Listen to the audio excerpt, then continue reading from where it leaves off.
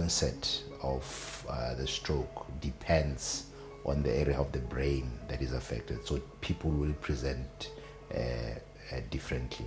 But commonly people talk about numbness or loss of function of half one side of the body, and that is typically how a stroke presents.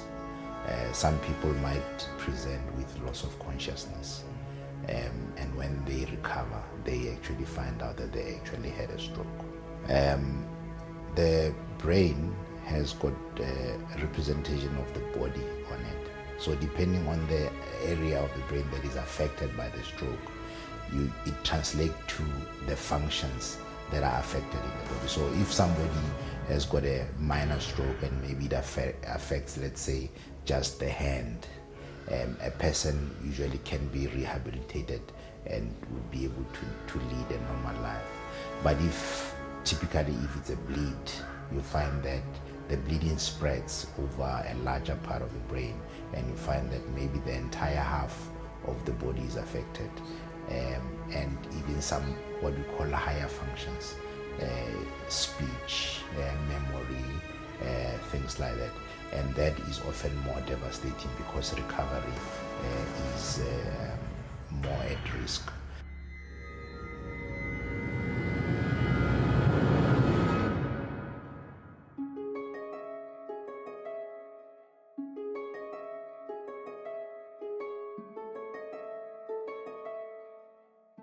Once a person has had the unfortunate incident of having a stroke, there is the immediate management that happens in hospital. As I've mentioned, that it will make sure that we limit the possibility of further strokes happening, because there has been incident of somebody having a stroke and within 48 hours having another stroke. So those risks need to be arrested, and that usually happens in hospital. Now, once that has happened and there no further risk, the process of rehabilitation starts. And first is an assessment of whether the person can return to normal or there needs to be an adjustment. This usually requires a multidisciplinary approach. You'll have your doctor or physician, you'll have your physiotherapist, they might call in an occupational therapist who will assess your level of functioning prior to the stroke and what you need to return to. The other thing is that they need to assess, once they have seen your level of disability, your adjustment at home. Your family members have to be involved. If you are going to be using assistive devices like wheelchairs, they have to make sure that your house is probably geared towards that. People on medical aid will have to be assisted in procuring assistive devices like the wheelchairs, the sticks, and any other adjustments that are necessary. And often rehabilitation is not something that will happen or be finished in a week. It's a long-term process, and that more often than not determines the eventual outcome. A number of people are able to return to some level of functioning, but not usually to the same level as they were prior to the stroke. And remember that once you've had a stroke, the risk of a further stroke as a result of the initial problem hasn't been removed. If you're hypertensive, you are still hypertensive. You still need to take your treatment and see your doctor and stick to the treatment regimen even more tightly than prior to the stroke.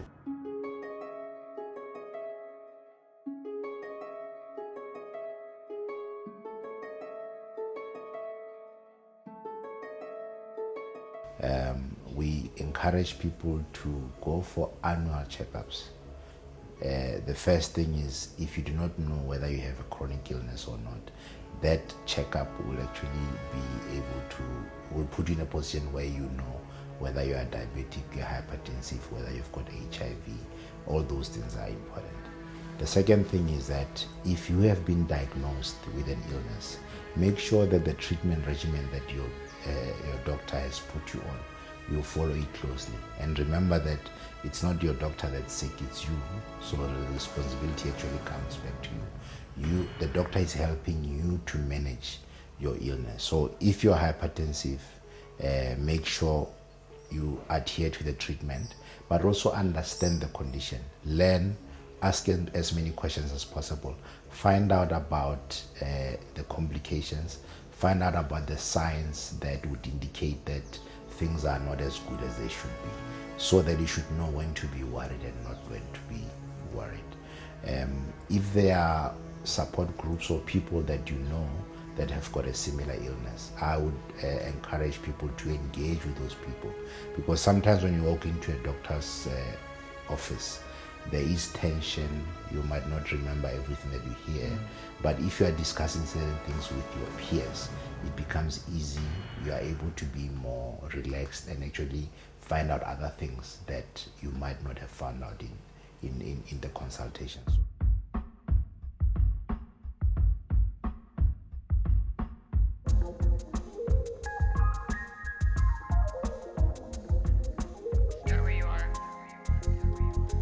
Sizwe Medical Scheme offers a variety of products from the entry level right through to a higher income earners. So we do offer products for all ranges within employer groups as well as individuals. We have a lot of employer groups on our medical aid currently, but we are not restricted to dealing with groups. We do encourage individuals to join us as well.